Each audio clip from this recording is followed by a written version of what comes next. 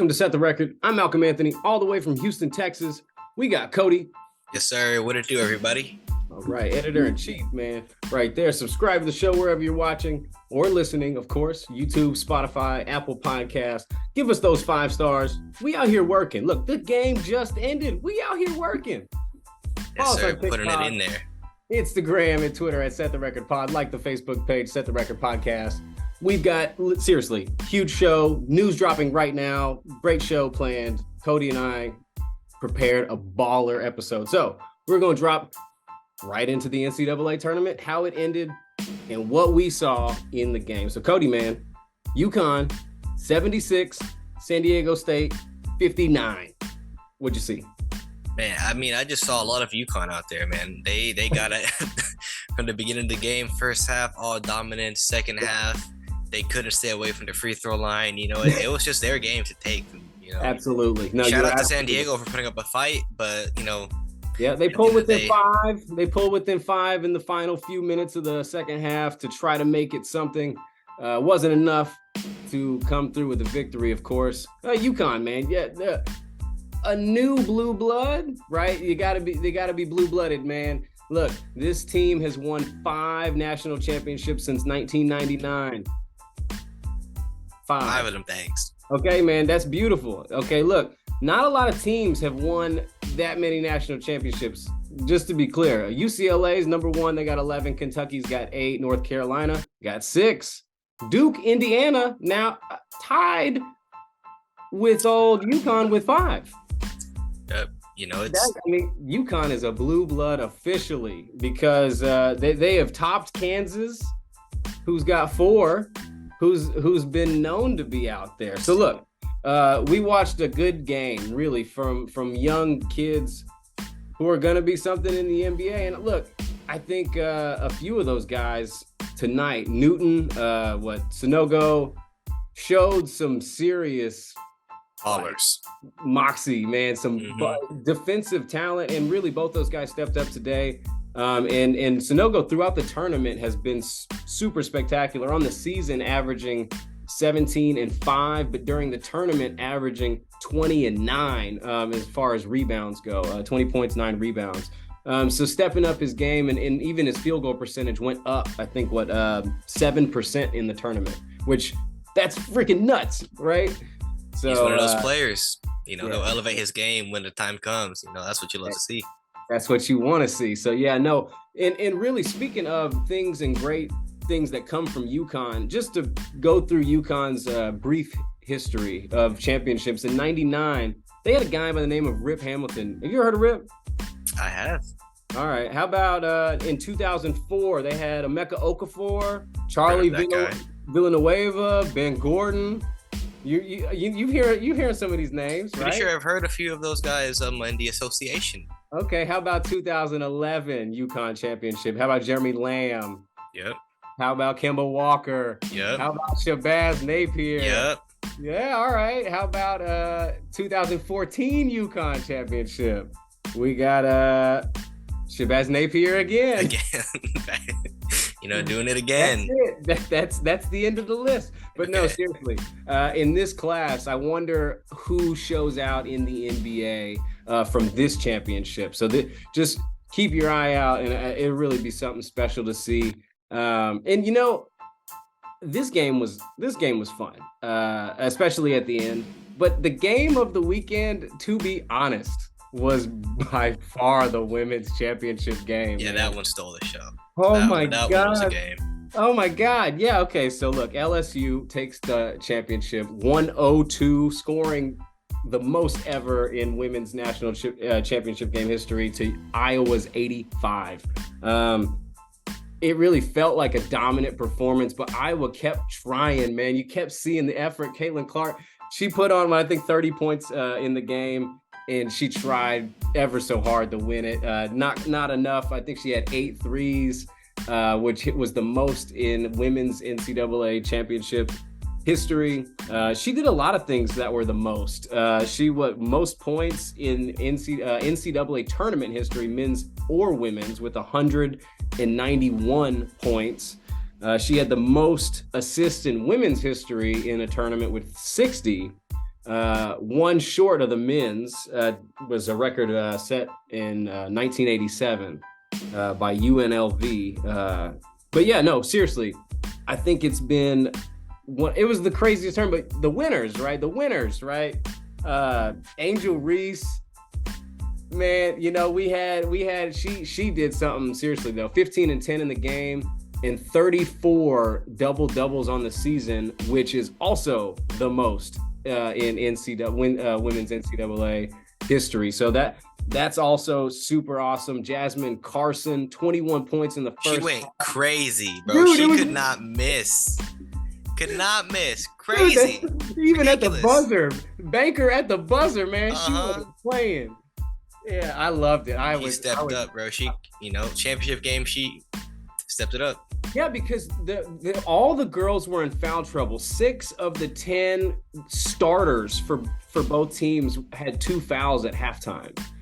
It was really the refs didn't do this game justice, to be honest. I think that was the only thing that wasn't great. But the girls, man, they balled. And I loved it. No, Alexis Morris, you can't give her enough credit as well. Team leader, I think, 21 points, 9 assists. These girls killed it. Seriously, killed it. And I told Angel Reese, I did the, and I think that's an earned move. She earned it. Listen, bro, there's controversy around that, right? But Caitlin Clark did it first, all right? It's not like, don't get upset at it, bro. She's like, Nah. Not only did she do it, you can't be getting upset at that, Yeah, but look, when the game isn't going in your favor in a championship setting, it's the winners. The winners have all the right to do it. You gotta stop. You gotta beat the woman to be the woman. You know what I'm saying? If you can dish it out, you can take it too. No doubt, man. It was awesome. I love to see that. And yeah, man, no shade, man. And you know where that move comes from. Yeah, man. Speaking of the you can't see me, we had a fun little weekend this past few days, man. WrestleMania weekend. Big time. Which number was this? 39. 39. 39 WrestleManias is crazy. One of the biggest wrestling event of the year. Now a 2-night event, in recent years, right? You have to do it too. And I mean, it delivered. Night 1 was spectacular, right? I watched all of it, right? And blown away by every match. Most of the matches, only matches that disappointed me were the openers, right? Okay. But John Cena was in the opener for night 1 against Austin Theory for the United States Championship. Only thing about John Cena nowadays is he looks a step slow, unfortunately, which sucks for me because I grew up watching John. He's my favorite all time. Oh yeah, man. I got been having the cutout. Yeah, favorite all time wrestler. No doubt. Sad to see him start regressing, unfortunately, but he's 42. Hey, man, that's part of the sport, man. You got to see there's new guys, and that's what's so cool about this wrestling. And that's what I love about John is that he puts over like the young talent nowadays. Like he took the loss to Austin Theory, he put him over. It was really fun. You got to see Charlotte Flair put over Rhea Ripley for the women's title. That was a fun one. It's like a changing of the guard a little bit. It's like passing of the torch almost. Yeah. But that was night 1, really fun. Night 2, man.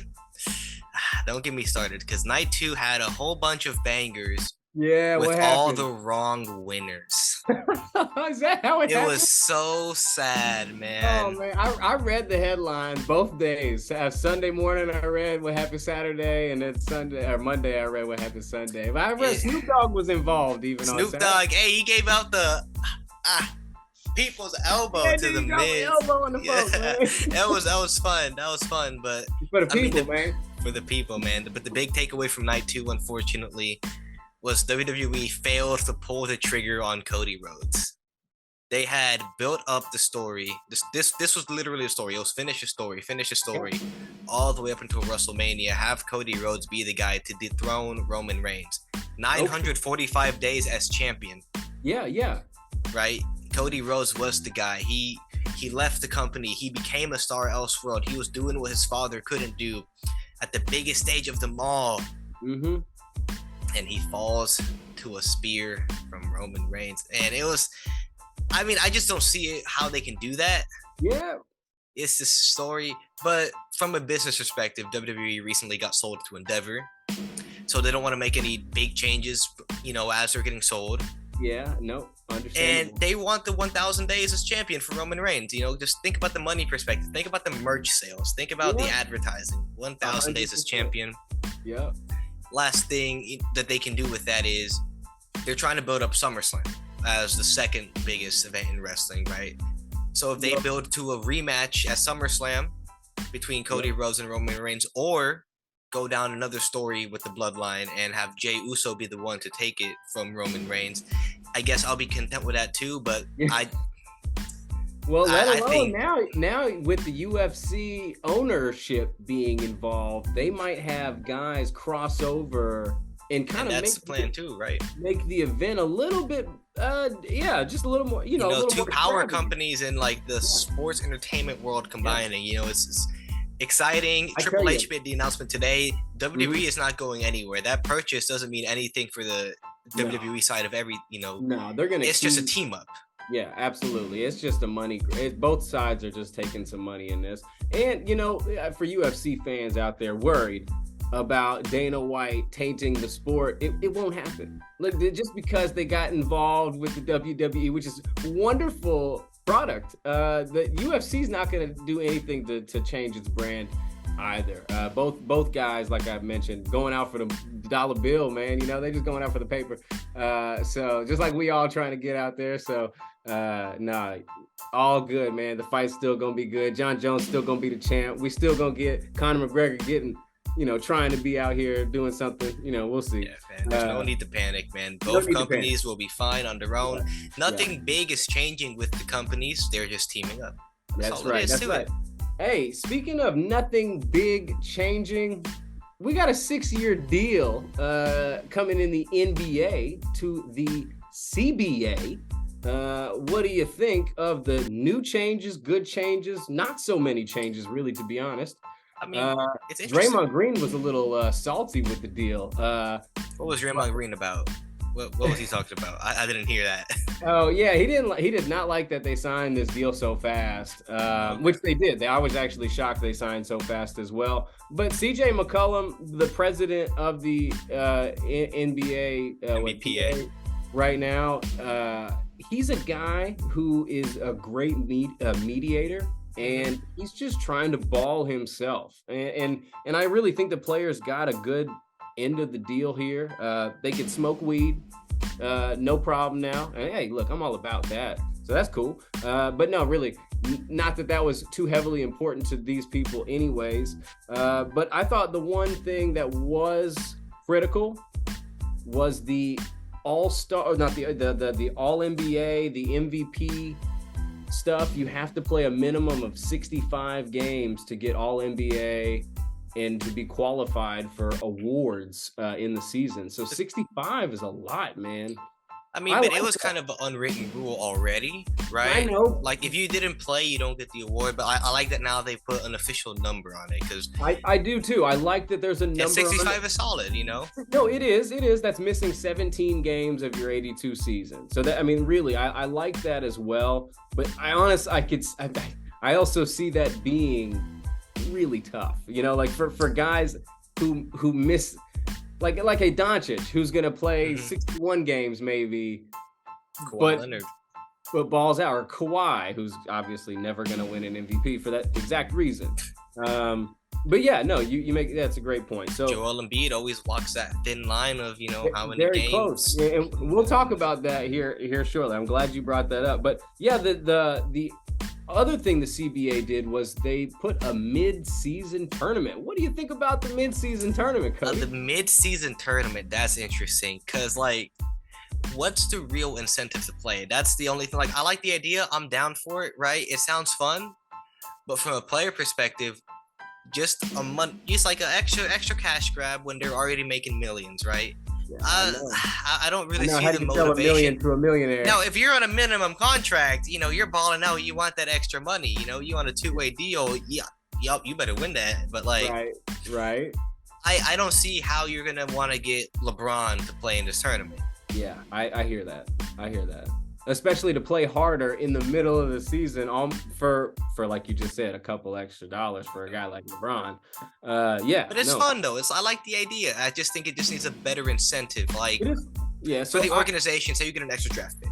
yeah, and I've read, right, that'd be cool. That would be cool. But what I've read is that they may do it an incentive tied to the standings, to where they'll kind of somehow improve your seeding by winning this tournament, or at least getting to the Final Four or whatnot. Because they're saying even the Final Four might be hosted in Vegas, as maybe a possible location, which is cool. You know, the players like Vegas. LeBron wanted to put a team in Vegas, so everybody's Everyone wants a team in that. Vegas. I want a team in Vegas. I know, right? No doubt, no doubt. So yeah, man, that's kind of what we're looking at right now for the NBA CBA. It doesn't look like a bad deal, honestly. But I did notice that some players will get a boost in contract if they end up staying with the team they were already signed with. Kind of like you know how A loyalty bonus. your royalty bonus goes up 20% if you stay with your team. So that's another incentive Gives to players stay an incentive, yeah, to stay. rather Loyal. than go. Man, take Damian the bag. Lillard wishes this was added years ago. Man, that guy, I mean, he got nothing. He gonna make $1 billion on the floor before he's done. It's insane. It's insane. I love it. I love it. Get the bag, dog. So yeah, no. So we got the NBA seeding. We're gonna discuss as well. Cody, man, we got really the West is falling apart. It's teams are going up, teams are going down. We got the Mavs who've fallen from 4th to 11th. We've got Oklahoma City who's teetering the bottom of the play-in right now. We don't know what's going to happen there. Listen, this is crazy. And on the West, from the 5th to the 8th seed, all tied with 38 losses, bro. Yeah, It's close. It's insane. It I've close, All right, man. so kind of like we've mentioned how this has got to be the tightest MVP race maybe ever in the history of MVPs. We got 3 guys who are right here, but we've also got a Western Conference that from 4 to 11 are still fumbling around for seeding. They're still trying to secure their spots. There's 4 games left. Some people have 3 games left. I've never seen anything like it. And you know what's crazy? All this might be for nothing in the West, because there's a team that's 6-0 since adding with his superstar, the Suns. They're 6-0 with Kevin Durant. You know, like what if this is all for nothing? What if the Suns just take it? Hey, I told you already, with Kevin Durant, this team has no excuses. No excuses. I'm that old man. They got no excuses. They got everything they need. I don't care about their bench. You got 16 games to go win the whole fucking thing. Yep. Go do it. Go do it. I mean, just go win 16 straight games. And Kevin Durant is that talented. Chris Paul's, to me, the only guy that you have a question mark on, one of durability and how he's been playing the last few months has just been a little bit of a weird. drop. You know, it's like not more than a little bit, Chris. but He's a baller, man. He's a Hall of Famer. Top 3 or 4 point guard, maybe all time right now. No championships. You know, like, I mean, maybe top 5. Anyways, hey, he's up there in terms of point guards. But yeah, no, he's up there. He's up there with no rings. So and he honestly I need him. I wish he'd get one. So, but look. There's so much going on at the bottom. There's so much going on in the middle, and the team Lakers are right here. And Lakers, I think are the 7th seed now, right? I'm gonna say this right now: the Lakers will be out of the play-in. They will be in the playoff. I mean, they've been trending up to the 7th seed right now. They went from they're the 7, and they're a half recently game to the 7. Yep. Yeah, with a half game behind the Clippers and Golden State. I think are a half game behind both of them. So. Oh, but you know what? Here's a team that's fallen out of the play-in race: the Dallas Mavericks. What happened? No defense. The defense. You have to play defense in this league hey, if you want to be successful.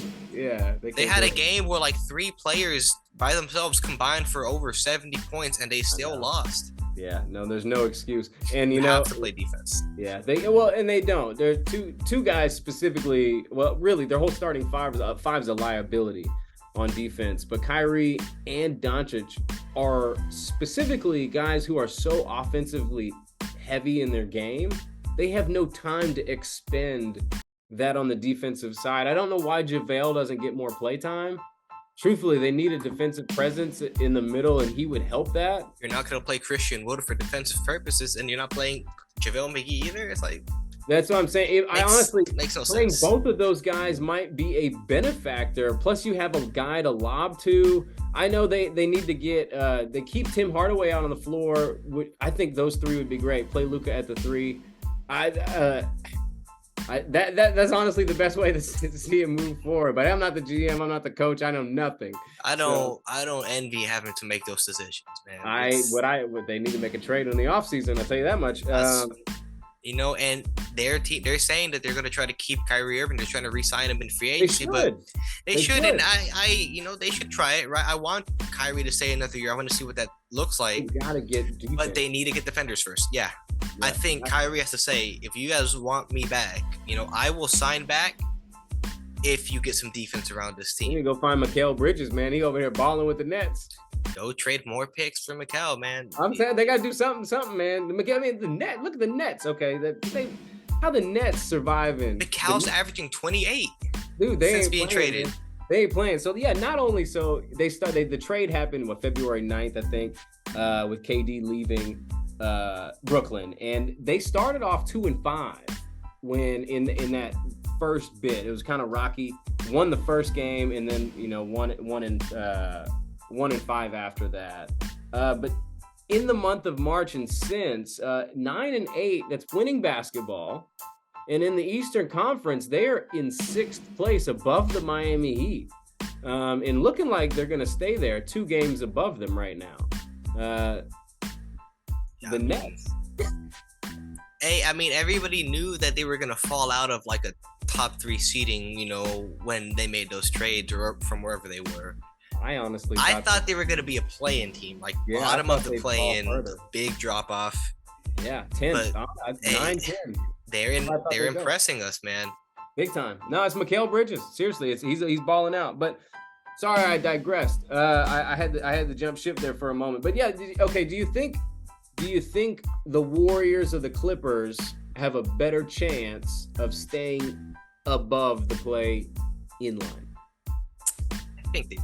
I think they'll be fine. I think here's the question: how many road games do the Warriors have left? The Warriors. That's a real question. 1 road game left. They'll be fine. They play the Thunder at home. They play at the Kings, and they play versus the Blazers at home. And the Kings have nothing to play for really anymore. So they might. So you know what? I think they'll be fine. What about the Clippers? Clippers right now, they have Lakers at home, Blazers at home, and away versus the Suns. Nah, that Lakers game isn't a home game. I know, and it's not. And they're going to lose that game versus the Lakers. I think the Lakers take this one. I think the Lakers have to take this one. It's tough, man. They can't. For some reason, they cannot beat the Clippers. This is the game they have to win this game. Something has to click there. I mean, and the Lakers have been clicking now recently. No, for real. AD's been balling. 38-9, 38-17. And they've been a top defense recently. And 40-9, and they're 4th in defense since the trade. They've been 4th in defense with like their roster constantly having people in and out.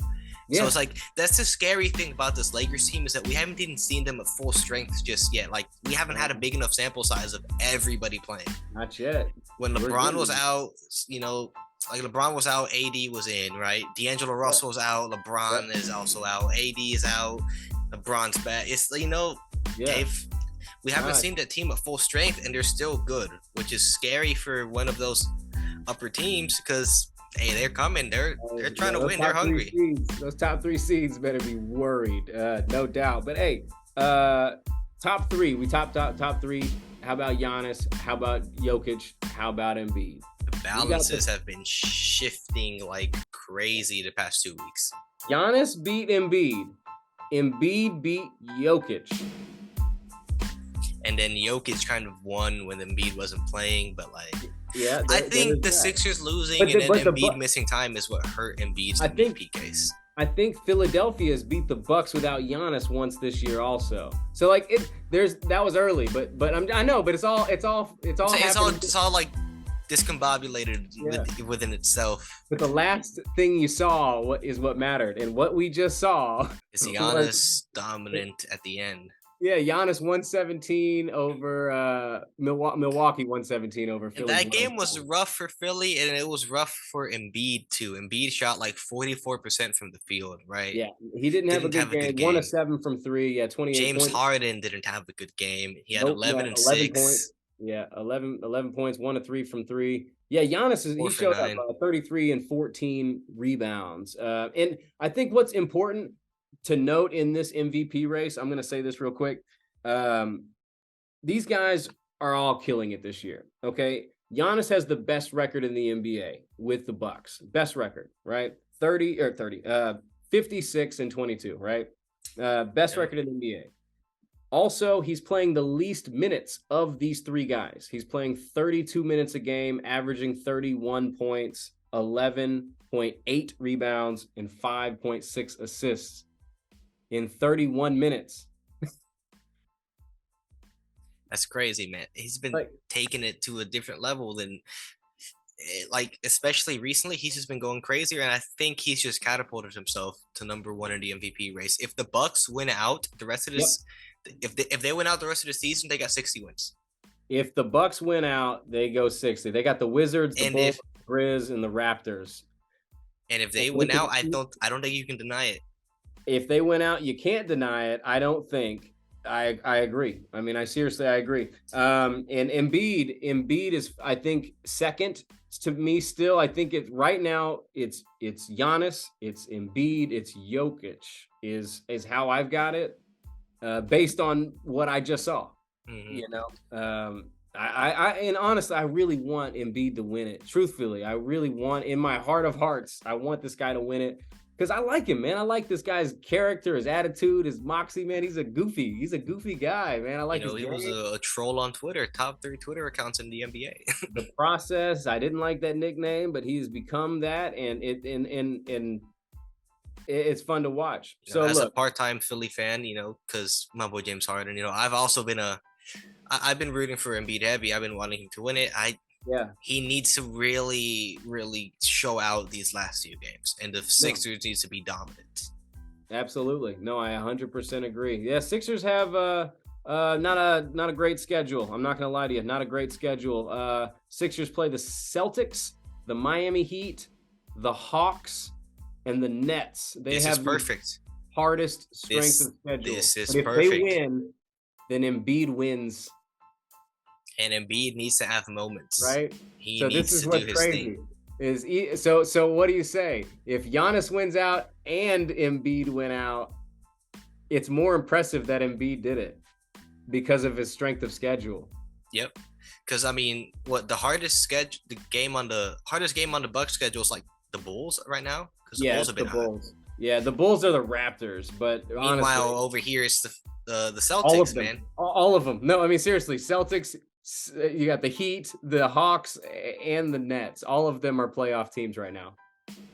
And as of right now, right? Funny you say the Heat. I think as of right now, oh no, they'd be going against Brooklyn. Ooh, that would be fun. That would be a fun series right there. I'm telling you, I know, man. We got some nice things shaking out. So we'll see. We'll talk about this again later in the week. But we got a little NFL news to sprinkle right here at the end of the show.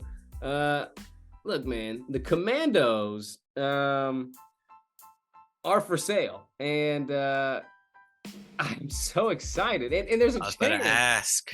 Oh my God, look. I sold my fandom. I sold your stock. I sold my stock. I got off that narcotic. Whatever you want to call it. Truth is, I'm glad to possibly come back. But look, the NFL football team, the Commandos, are the 6th most valuable team in the NFL. Okay. So projected to sell close to $6 billion, and got guys involved in the sale like Magic Johnson, Tillman Fertitta, someone you might know. Yep, very familiar with my boy Tillman. Yeah, okay, okay. Is that good? No, you'll be very cheap. Oh, I don't want to hear that. I don't need cheap. I'm dealing with cheap now, and cheap and bad, cheap and evil. So anyways, look, we got a guy named Steve Stapopoulos.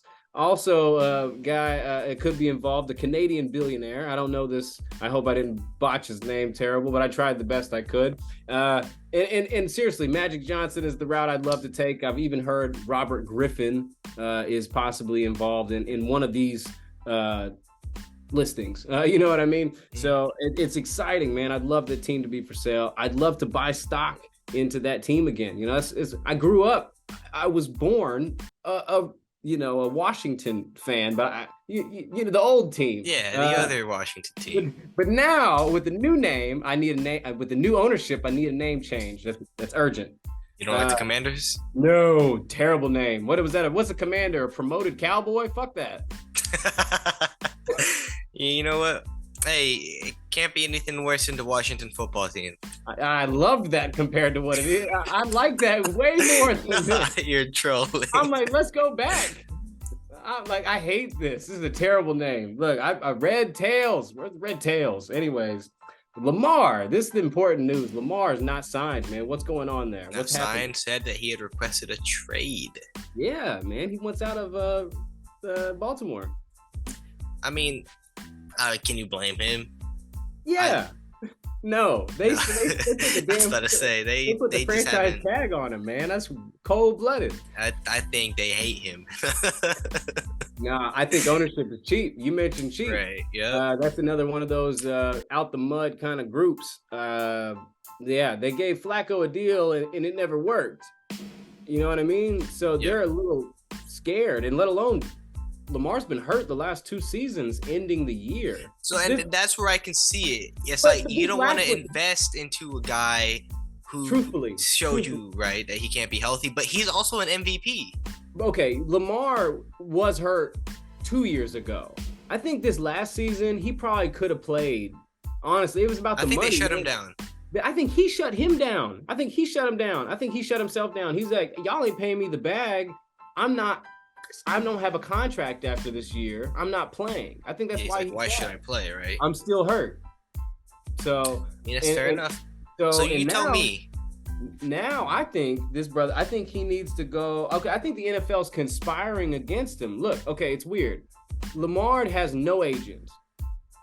I think the teams are leery to signing this guy because that sets a precedent for other guys to come into the league and also go the no agent route. That's a weird thing to start, and I honestly think that's what's holding a little bit of this back. The Colts are the only team I'm even remotely hearing semi-interested. Colts were interested. Team. Maybe the Lions I heard, but I don't. Yeah, I've heard that for Goff. Maybe. Yeah, I've heard that too. But look. That's crazy. It's Lamar Jackson, bro. He's an MVP, and he's dope, man. He's got to be. He's top 5 to me right now. He's got to be up there. He's definitely one of the best quarterbacks right now. Joe Burrow, Josh Allen, Lamar Jackson, Justin Herbert. I mean, like, he's up there. Like, so it's kind of crazy to me. So Lamar, it's a conspiracy. I just don't know what's going on. Yeah, I don't know what's going to happen with Lamar. Real quick. If Lamar signs a 3-year, $133 million contract and had an agent, the agent would only get $3.9 million. Lamar still collected $129 mil. So, to me, for $4 million, I'm getting an agent and getting a deal. Yeah. If that's the thing psychologically holding these teams back, man, I'm going, hey, my buddy who just became an agent, you want the bag?